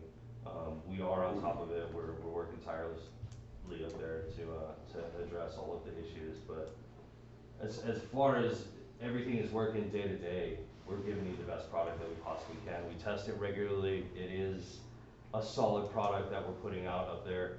If anyone in the community has any issues with any of their water, whether it's taste, whether it's something in it, whether it's low pressure, please write to us. We have to address these issues. If we don't know about them, there's nothing we can do. We do have to keep all written, I guess, complaints or inquiries. We do have to keep those on record, and we do have to show the state that we are addressing those problems, and we encourage you to write to us. Whether it's via email, whether it's pen on ink, ink on paper, please send that to us. Our website is up on the city website. It's Crawford Water at the bbc.net, and please, send us those requests. We do keep all that on file. We do show it to the state when they come, and we are more than willing to work with anyone in the community to make sure that you guys are getting the best. And we address all the problems that we can around town. Unfortunately, this is your water department. We're right here. You know, we're doing the jobs of 6 people with the best that we can. So we appreciate your patience, and we will do everything that we can moving forward to make sure that we get the best product out to everyone. Thank you. Thank you. I'd like to add on to that, because I think he's being very kind. These guys are completely understaffed at this point. It's an issue that the city, sooner rather than later, needs to be addressed. Not only just for all the work that needs to still be done. General maintenance isn't being completed. And again, by no fault of you guys, please don't take it to it. But I just found out 2 weeks ago that we've known for quite a long time that we have fire hydrants that are either leaking, not working, or completely broke. We haven't had them flushed out in 6 months. We saw what happened in California. Sorry, but I lived on Fremont Street 2-3 years ago when the grass fire was out there, and we got, told in the middle of the night we may have to leave because it's going to come over the highway, possibly if the wind changes on us. I mean, it's a real threat out here. So that's an area that needs to be addressed sooner rather than later. I mean, when you talked about the infrastructure, it goes hand in hand with that. When he has pictures of 3 kids down inside our sewer grates that have been broken for how many years? But we insulate an old fire hall. I mean, we have to prioritize, and I guess that goes back to infrastructure, tourism, these types of things that once the big issues hit, we should be better prepared for them, because we're on an economic arrow to where we want to be over the 135, so we can weather some of these bigger ones. But water filtration tank, it needs cleaning. We need a dehumidifier down in the pit still. He's buying his own tools because we haven't bought tools. Well, our air compressor doesn't work correctly, so he can't even use pneumatic tools. It's just, the list goes on and on and on and on and on and on and on and on. So again, nothing because of you guys, but I feel we're doing a disservice, or he's not being as maybe vocal as we need to. The importance of where I feel the sewer and water system are in this town, it's pretty bad. It's been 7 months since, and we don't have one of the new pumps installed. Like, again, not because of you guys. Parts were ordered incorrectly. These parts just started to arrive. But even parts were ordered incorrectly, not by you guys. But it's just one thing after another. But this is our water. Like you said, with no water, there's no business. Your business is closed. You can't make coffee without water. Like, it just, so that was my primary, is the water system at this point. I think as a council, as a town, we have to address this. Whether we have to get outside help to do even more work than just help with the pump installation, to clean the tanks, to come in, if we have to reassign people from other departments, whatever. This has to be, to me, on the agenda every 2 weeks until it's ironed out, and it's not. It's that vital to us at this point. We're going into spring again. We have a pond issue down at the golf course, so they'll be wanting to use our water to water their grass if they don't have a filtration system running in the pond. Well, that's not gonna work. We don't even have enough oomph right now to safely handle the people in town, so. That's my voice on that. So I guess that's what I thought the workshop was gonna be. We're gonna identify these issues, and then we'll take it to the table later. I appreciate all the conversation going on, like possible outcomes of that. I want this to be every 2 months, every quarter if it has to be, but this should be a continuous conversation with the public and their involvement. And maybe then over the course of that, you bring something to the table like, hey, we got a crew together, we're ready to take down that house. Is the city either willing to buy it, or we can all put in funds, or we just need a permit to do it, or whatever it may be. But that continuous dialogue with the public, I think that's where this council needs to get to. It's too closed off, I guess. I feel like it's just one council meeting every 2 weeks and nothing else, no involvement, no strategy, nobody. Can anybody here tell me a goal of the town? Honest question, I mean, just like an honest, solid goal that but I mean, that we as a council, or we as an administration have told you, this is what we're identifying as a problem that we're you know what I'm saying? And it's not to throw any of us or any prior councils, I'm not worried about the past, I'm not from here, but everything I own is invested here. So I'm worrying about the future. I want to help this town. So, I mean, I feel the town needs to be on the same page, everybody. Whether it's fire station, like talking about now the sheriff's department's flooded this past week, and they have black mold on the wall already from a prior issue, and we should be ashamed that they're in that building. Oh, do we have any place to put them? Have we planned on building them something and do, maybe is that where the Amish puts on, or build something? I don't know, but that's the discussions that need to be in the strategic plan that we can start identifying issues that have been there for years and do something about it. Yes, sir. Edward Black Sheep, my big thing I can tell you is as I've looked through all the old records in the sewer plant, I've been finding 2 and 10 year plans from 2002 onward, and the biggest thing I notice is that every single one of them are exactly the same. Every single one of them is exactly the same. The tank inspections that we've had, they're all exactly the same. It's not that we're not capable of identifying the problems, it just seems like there's no solutions, there's no progress forward. You can't change everything overnight. We need to start fixing the small problems. We need to start moving forward. I understand that we need help in the water department, but hiring someone else to just come in and fix it isn't gonna change anything. We need to bring more people in that we can train, that we can get to value the town that we're in, instead of turning and throwing all our money outside of the town and just solving the problem right now. This isn't the right But mentality. problems still need to be solved out. And again, long term, absolutely, 2-3 people, that's what I would hope. Thanks for letting me finish, I appreciate that. I'm done. No, I'm done. Is that it on water? Yes.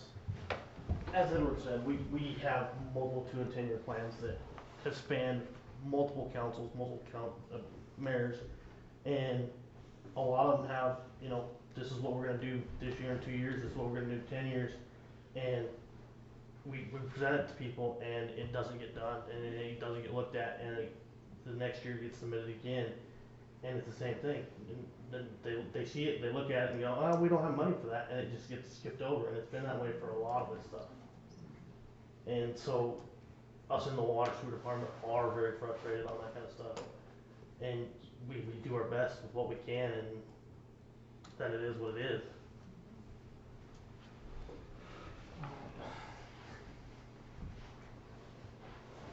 Okay.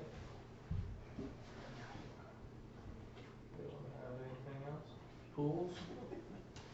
You know what, I'm gonna take offense to that last statement. When have I told you no on anything since I've been sitting on this council? I didn't say that you had, I'm saying that there's tons of 2 and 10 year plans. Yes, That we have, I agree with that, they haven't but been done. we have, I'm not saying you're not doing anything, you guys have been doing great. we have Guys, opened the checkbook. Hold it, here's not the place. Let's stop. Yes? Honey Thompson. Okay, he's talking about 2 and 10 year plans being over so many councils. If you sit down and look in some of the other departments, what about the streets 2 and 10 plan? It's the same thing. They're always looked over and then they're put underneath the rug and then problems start coming up. It's like our streets and our storm sewers. Things are starting to happen, you know, because we keep looking it over. That's the four councilmen sitting up there in front. Don't take offense because I was there too. But the 4 councilmen up there are the ones that need to get those plans rolling along with the mayor. There's 5 people up there, not individuals. There's 5 people up there. Work as a team. All right, I just want to chime in just for a second, okay? The water plant alone, the biggest thing that I've identified as a problem for our water plant is manpower. We need to hire somebody. We need help for these guys up there. I know, that's the problem. We have to figure out how to afford it. We have to. I mean, we're so short on manpower at both the sewer plant and the water plant that it's hard to get things done. Okay, we're gonna have to pinch pennies, whatever it is. We gotta find a way to increase our manpower. Yes, sir. Said I would speak. So to me, like when you're looking at the future, making plans, they need, to me, one of the big problems is, was addressed earlier, we're about to like lose the town status or whatever, go below 800. that a long-range goal, to me, or even a mid-range goal, should be to increase the population of the town. How is that gonna happen? What are we not having here that people would not move here? You cannot tell me that there aren't young families that would not want to move to a rural, clean area with plenty of, space to come to a pool, to go to the park. It's a wonderful place. No one knows about it. There's no plan to grow the town. So I would just put that out as part of a strategic plan. I always hear, oh, Crawford used to have 3,500 people. You should have seen this place in 1962 or something like that. Well, so we're down 67%. People used to live here, they don't live. So what went wrong? What moved out? Why did people stop living here? That kind of thing, and how can it grow again? So I'm just gonna say, I think that needs to be part of the plan. I just quickly wanna clarify something. Just because we drop below 800, the way I understand it, does not mean we become a village. We can choose to stay a city. That's a choice. Yeah. So, yes. Jennifer Dean, was working with the city of Crawford in the past and being related with water department. Yes, you can always work with extra labor, but a lot of your labor is directed towards your comment, is chasing old equipment and everything else. Gene spent lots of nights because of heating issues and equipment breakdowns and computer issues. Get your computer up to date, get your heating taken care of, everything else. You'll be down on your labor hours and overtime. That your labor will be cut, you're not gonna need that extra person, or you might need a part-time person, you don't need a third-time person. Right. Spend your money where you need to spend it. You don't need the extra labor. Get your equipment up to date. That's what's my priority is. Thank you. Okay. Nothing else on that? Brent, you had some items? Are those the only key points we wanna address to you? On the water? No, yeah, just on everything, I mean, or are you moving on to something? Well, I just asking what you have. I'm next. good on the water at this point. Yeah. So what do you have next? Well, the golf course, needs work. So I'm just gonna read off a couple of things that I identified that I thought we were all gonna discuss or identify, just to let you know what's going on.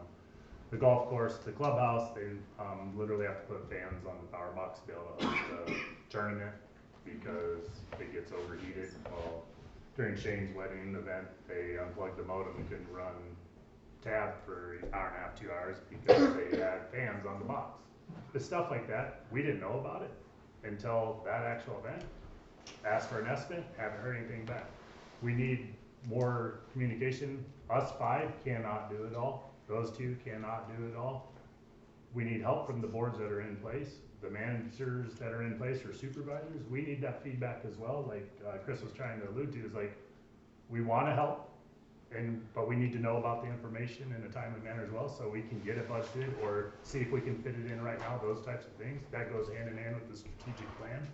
But the golf course, the electrical update, golf carts, I don't know if anybody remembers, I think, was it this season or last season that they asked to double or triple their budget to try and buy golf carts, and we had to turn them down because, I mean, that's an outrageous ask. Last season, I think. But I mean, that's an outrageous ask to just come and ask for it. But if we have it budgeted, like, okay, we buy 1 or 2 every year, or in their quality machines where they last longer than buying one, those are the things that we have to get better at identifying in a timely manner, get them budgeted in, work on that. And I'm just getting started. I didn't know everything, I don't know everything, that's why this is here. We wanna ask for help. More than willing to listen to anybody, anytime. You know where I work, 8 months out of the year anyway, and on weekends. We need some mower assistance down there. I know we bought a couple. They're looking at one more. I don't know how long we can get by. That's a discussion to be had. We went and looked at the water pump house today, and Doors don't even have hinges on it. You take the brick off. there's a and the block doors on the fall door off. holding the door shut, but the hinges aren't even on the door. They had a freeze issue last year. Well, when you open that door, there's a space heater yay tall sitting in there on an extension cord, which I can guarantee you 95% of us know you don't put in space heaters. There's 5% Yeah. that don't know that. Let's stay off of that. What, well, this is the issue, so, Well, we had the issue last year with the freezing, but the shed still isn't insulated, and we don't have a heater. Those are the things we have to get better at, so we don't keep having these issues. Anybody here understands the water is the bane of this town's existence.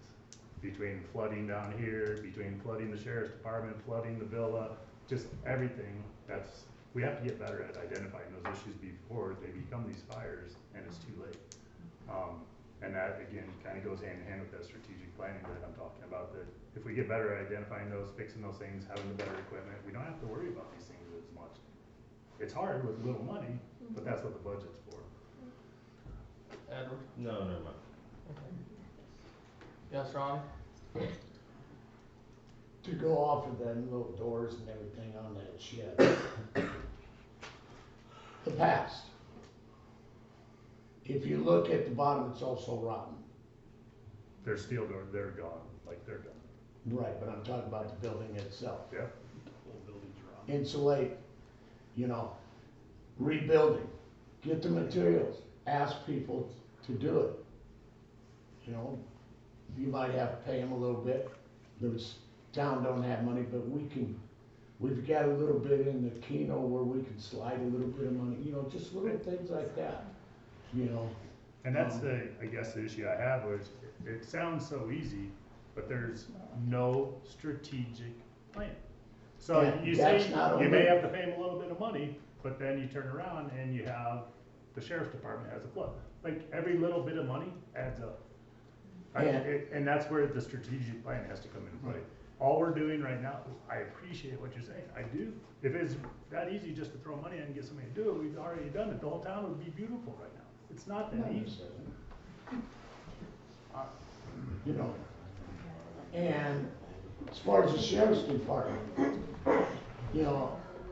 we were down there, I wanna say 4.5 years ago. That wall that has the mold in it, we replaced a lot of that wall ourselves, off our time. When I was working for the city and also working for Swan. And as far as water, those pipes, just like every place else, are so old. That's what, and I'm not putting it on the water guys, but we can continue to go down there and fix it and put stuff, installation in and put plastic over it, but that's not gonna solve the mold, that's not gonna solve the spray. It's things like that. And going to the golf course, you're saying, Peter and Paul, shouldn't the board be getting with their people in the clubhouse to figure out what the problems are, to give to the liaison, to give to the council? That's what it's about. You guys run this, go over there and talk to them, say, hey, this is what we need from you. Reprimand them if you got to. Do what you gotta do. Maybe it's not, I'm not saying threaten them where we're gonna fire you or anything like that, but go over there and say, look, we asked for this, we want it, we need it, and figure out a consequence for it. So. And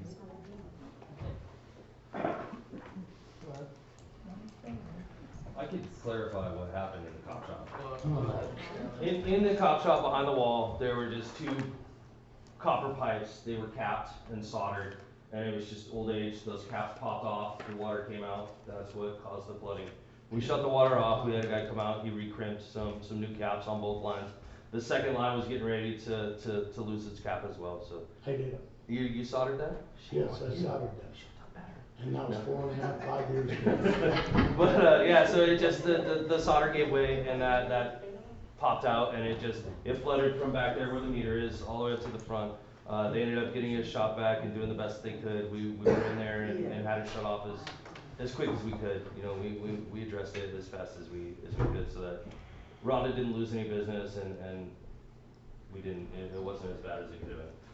We took care of it quickly. Alright. What you got? Some other issues, staffing, like you said, the golf court or whatnot. We have open positions if you're willing to jump in. The villa needs one or two. We need Board. RN and LPN. Board position. Board, we need one. We One. need a board. We have one, and then Park has Park needs at least two. So I mean, there's some open positions if you're willing to jump in and do some more public assistance time. But staffing, just in different departments, we have to identify that as an issue and figure out. Planning commission needs one too. What's that? Planning We're commission. advertising for all these positions. I know right you now. are. Yeah, and so just in the future, I mean, we may have to pay more than what other towns, you know, these are just things that an economic financial plan will help us identify key areas. And again, it's which one's the most important. Maybe we have to go without a certain position again for a couple of years and overpay somebody else because that position's more. I mean, there's a lot, and that's all I guess I'm helping to identify these things. You're helping us to understand your point of view on what we need to do, and hopefully at the end of all this, we can come together and figure this out. I could keep going on stuff, but at this point, I mean, I think people have said what they want to say, so I'm gonna read what I basically had to say, and is it okay if I proceed then with introduction of somebody that could possibly help us get a strategic plan together? Sure. In order to have a bright and prosperous future, for our city's government employees, local and regional business owners, citizens, and even the city's school system, we all need to work together to help achieve our city's common goal or goals for success. At this point in time, our community does not have a strategic plan, a 1 to 5 year development goal, a comprehensive plan, 15 to 25-year development and growth goal, or an economic plan, professional grant writer, including future grant opportunities, knowledge of grants, plans, business renovation assistance program, whether it's city, county, state, fed, assisted, savings for future contingency and development plans, etc.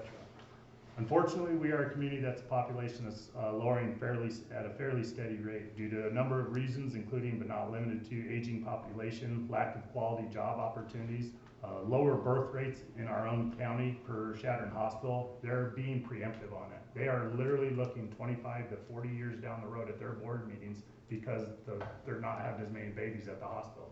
They identify that as an issue that far out and what they're going to do as a hospital that far down the road to compensate for that. And we need to look at that as well. And also a general lack of hope for a brighter future for our community because they see it dwindling around us for our younger generation with little opportunity. However, after listing all these challenges and hurdles that must be overcome, I do truly believe that with a proper planning, by finding a common identity for our town, that we can all get behind through open and honest communication, and with a big helping of good old-fashioned hard work, we will be able to turn this ship around. So how do we even begin to turn these things around? First, we need to create that strategic plan with a focus on stabilizing our infrastructure issues, staffing all areas with quality applicants to the best of our ability for efficiency and success by eliminating financial waste and stopping the bleeding $1 at a time. Secondly, we must have a concentrated effort towards utilizing our current assets to the best of our benefit at a minimal increased cost to our budget while developing possible big draw venues, events, grounds, through public input, creative planning, and fostering a common vision for the city. Currently, we have several tourist draws in place like Fort Robinson, the Post Playhouse, Toadstool, Ogallala National Grasslands, the entire Pine Ridge area, diverse bird and wildlife viewing, fish and gaming hunting opportunities, miles upon miles of hiking trails, our well-known rodeos, our unique fiddlers contest, and yes, even our beautiful backdrop golf course. As great as these are, though, they are obviously not enough to carry the weight of our city to the degree of success that we are hoping to attain. If they were, we wouldn't be all sitting here right now. In addition to these established draws, we need to develop on our own assets. For instance, we already have a one-of-a-kind park and recreation system that could and should be developed and promoted to host a wide variety of sporting and entertainment events in the future and distant future. By hosting frequent and/or annual high-quality events, we will draw possible Main Street investors, home buyers, and new business developers while generating much-needed revenue for our current business owners and the city itself. This additional revenue through the implementation of well thought out planning will help us continue to revitalize our community and make it a place that we will all be able to call our home for many generations to come. With that being said, I want to introduce Kelsey Sass, who is a community health planner with the Panhandle Public Health District. Their main office is out of Hemingford. She's actually coming to us out of Chadron. She's going to offer some information about how her team can help our city build an appropriate plan for success. So, yeah, I'm a community health planner. I plan for a living. I'm going to skip through, how do I? Arrow keys. Right there, okay. I'm going to skip through most of it and kind of just focus on the planning process. So it is a vetted process. It's called technology of participation. It's the method that I'm trained in. And it's really effective in that everybody's voice in the room is heard and it's included in the plan in some way. So it's essentially just an 8-step process, and I do have, I apologize, I only printed 10, so you guys have a good turnout. But it's an 8-step process. The first 4 are really kind of the foundational piece of the planning, so that your planning is focused on the data, and not just, you guys are all from Crawford, you care a lot about Crawford. Your planning isn't just focused on strong feelings, it's focused on the data and stuff like that. So the context is the data piece, then we do a victory, envisioning piece of that that's really focused, it's future focused, so that you can define which directions you're heading in. The third piece is the current reality, so you're acknowledging the situation that's currently at hand. Typically that looks like some sort of SWOT analysis or a waves of change assessment that looks at all of the different pieces of that current reality puzzle. And then number 4 is just commitment. Like he was saying, a strategic plan should not take the place of your comprehensive plan. You guys do have a comprehensive plan that runs from 2017 to 2030. So strategic plan is not meant to take the place of that comprehensive plan. It's just meant, it's the baby steps that get you moving in the right direction towards that larger comprehensive plan. So what are you really willing and able to commit to? What's your manpower like? What's your budget like? What can you commit to realistically? And then the next step, so after that kind of foundational piece, that's typically a 1 to 2 hour workshop. The next piece is the functional piece. And this is, 5 and 6 is really kind of the planning behind that. Step 5, you identify the priorities. So we go through a very structured workshop. We sit in round tables, we write things down, we put them up on a sticky wall, and we move them around. And typically we like to select 4 to 5 priorities that we're going to focus on for the next 3 to 5 years. After that, we identify key action steps, and I passed around some of these theory of change worksheets. I have some more in my samples folders that I printed that you're welcome to take. But the theory of change is really where a bulk of the work is spent. It's kind of like the root cause analysis. How did we get here and how do we get ourselves out? So starting conditions, you look at the problems, and this is one that I have facilitated previously, so this is a real life example.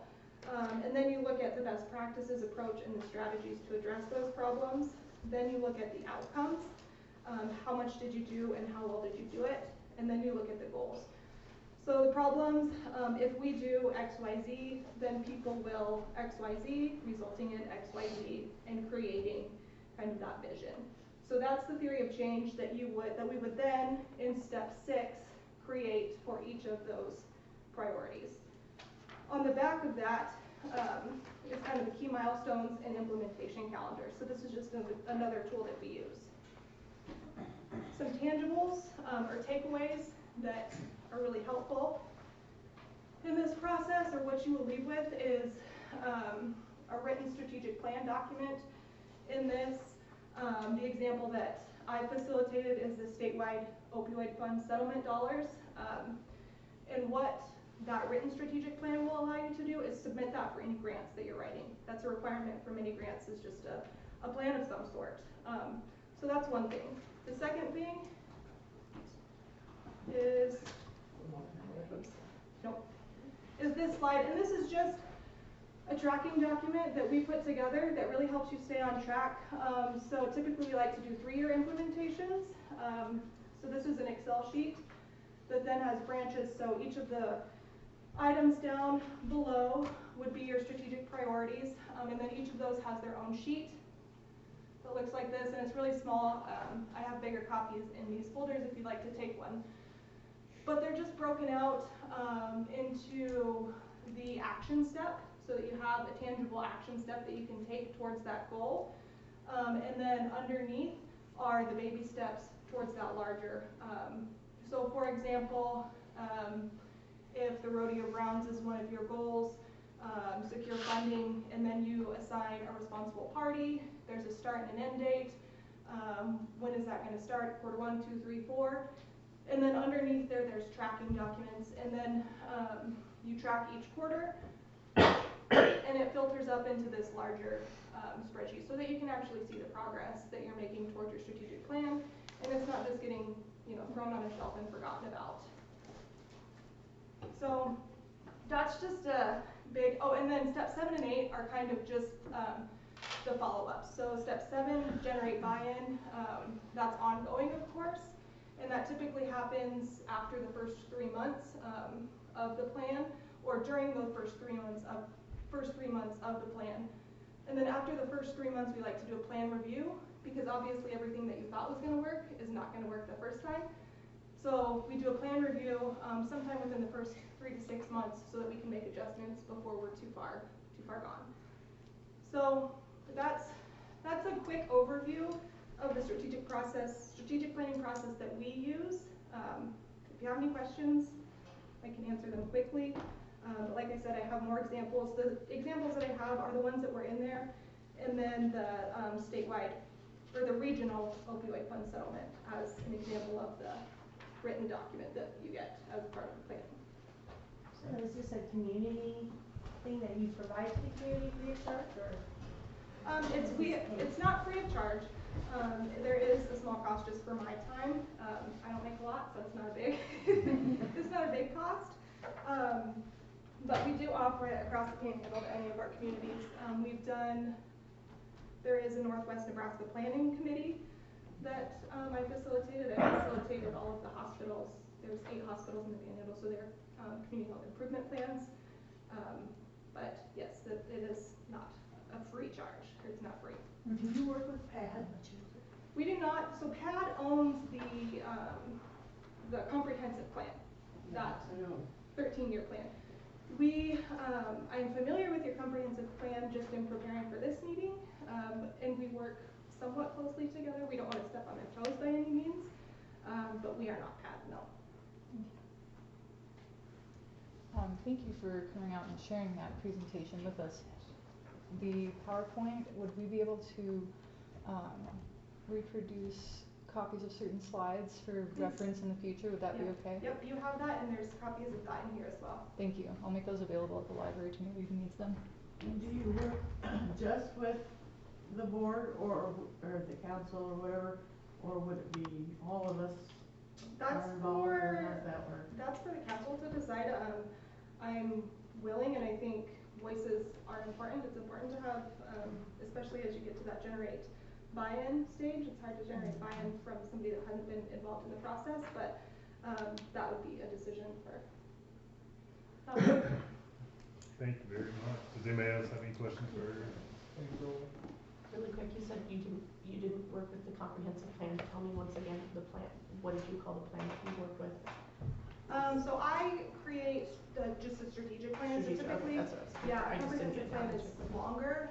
In the city, you would typically have 2 to 3 strategic plans that lead you to the end. But there is assistance, as far as I understand, at your office if we decide to extend our comprehensive to like a 25 and go a different direction, something along that line, you could work to facilitate. We would work together with PAD for that. Yeah, for that. Yeah, so we could work in tandem. And just to give you an idea, I think it was around $835, $865 to at least to have our first 4 hour kind of see if this is a direction we want to go. So that would be the minimum cost. After that, I don't have any numbers on it. if we bought it, if that works well, and we bought in, what would, can you give us like an average estimate of the entire package, what we could expect, or is that different depending on how many options we have? So we would be done, I think it was 8 hours. Okay, so But maybe 4 of those were hours. virtual. Virtual. I live in Chadron, so I mean, I'm happy to drive over whenever. But it would be that 8:35, that's all inclusive of. From 1 to 8 or what, the 1 to whole 8, thing? yes. And, okay, so about $1,000. Okay. I don't know if the council's interested in just doing it themselves, but I've been in education for a very long time, and we do strategic plans all the time. I'm involved with the college, we do it, and the sticky note thing really needs the involvement of everyone, not just the council. That would be I'm my all thought for on that. public involvement. Yeah, yeah, so, I've done a ton of these things, so, yeah, And you really buy in. and especially after all the different voices we've heard, and all Right. the different directions and those types of things, I think that's my dream, because again, we all have full-time jobs. We're doing the best we can, but there is so much out there, there's so many things.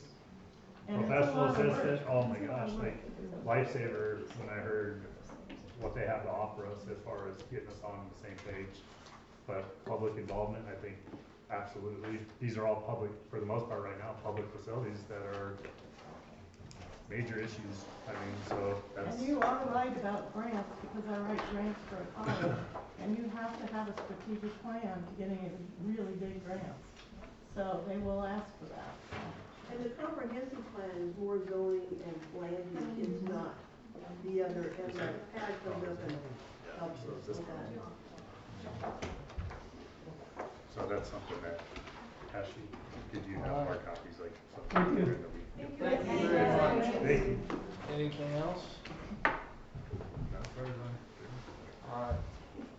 Well, with that. Can I just add one more thing? Yes. So, I get around a little bit in the community, and the first thing I always hear is, why can't we clean up our downtown area? And, you know, we have bricks falling off outside entities, and, that is, I think, our one thing that we could do as a community. There was a time when the council used to put on a clean up your downtown community. When I was with the chamber, worked with the high school. They helped a lot of the people in their elderly. We need to beautify our downtown area. There's still a, steel, tray sitting outside the building that's been sold 3 years ago. I mean, to me, that's tacky. My husband hates the word tacky, but it's tacky. And you have, half of the, I'll say it, Ruby's Variety. I mean, it's an eyesore. Half the people don't even sweep their sidewalks, and you walk into the bars, and there's cigarette butts all over. That is disgusting. We need to have some kind of a community that is proud to go out and sweep their streets and look at beautification in simple ways, and not just have the 4-H give us plants to beautify the downtown area. That's part of that strategic plan that the council needs to do, and say, if that, steel, whatever, is not there, that business owner should be charged if you guys have to go pick it up. I mean, if there's bricks falling off the outside, if we have to pick it up, you go charge them. I mean, we have got to take serious about our community and be serious about what we want our community to look like. And when it looks like garbage, nobody wants to be there. And I just had to say that because it's in my heart that, the downtown area is a pit and nobody wants to be there. I agree with you, and also part of, I guess, if we create that identity, if that's the way we wanna go on a strategic plan, is as being a tourist town. All key entrance points, First Street, Main Street, Second Street, Hannon, there's major work on those streets that need to be done. If somebody's driving into town, they don't even make it a block and they're going, they're out. nobody wants to go into a town like that. If your business district's not clean, well lit, those types of things, those are all deterrents. So that's all, I hear exactly what you're saying, but that's that buy-in that she was talking about, I believe step 7 on the strategic plan, that's not getting that community involvement. I don't think we can succeed if it's just us telling Hold on, everybody guys. what to do. I think we need the community involvement, we need their buy-in, we need, like I said, everything from the school teaching manners to all the way up to the elderly people of the community to give that wisdom, work in the booths and letting people know what the town's history is, those types of things. We need complete community buy-in if that's what we're gonna identify as, so I agree with you. I think first you need to have a business district. Well, that's part of the strategic plan. Yep, and you need to, you're gonna make some enemies, but you need to have a business district with buildings open, not storage buildings. If we're gonna be a storage building town, then you just will throw the towel in now.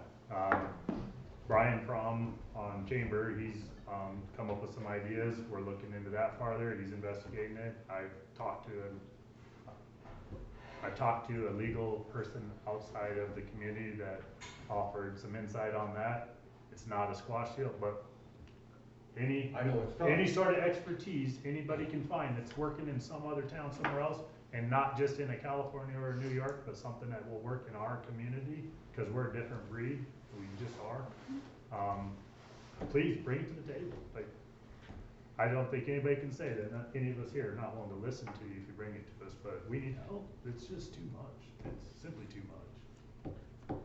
I just wanted to say, you know, if we could even keep our grass green. I mean, and mowed, and not just the curb mowed. I'm not a believer in that, so you're not gonna get my sister to ask my wife. We don't have any grass. But I mean, really, It's a sham. I think people that come to town look at the burn yards, you know, that have grass up to here. I mean, all I have to say is I wish we could do something about watering. At least just mow it. You gotta have green grass to get people here. Have you ever heard that the grass is greener? Alright. Well, I think with that, we will adjourn. Thank you. Can I have a motion?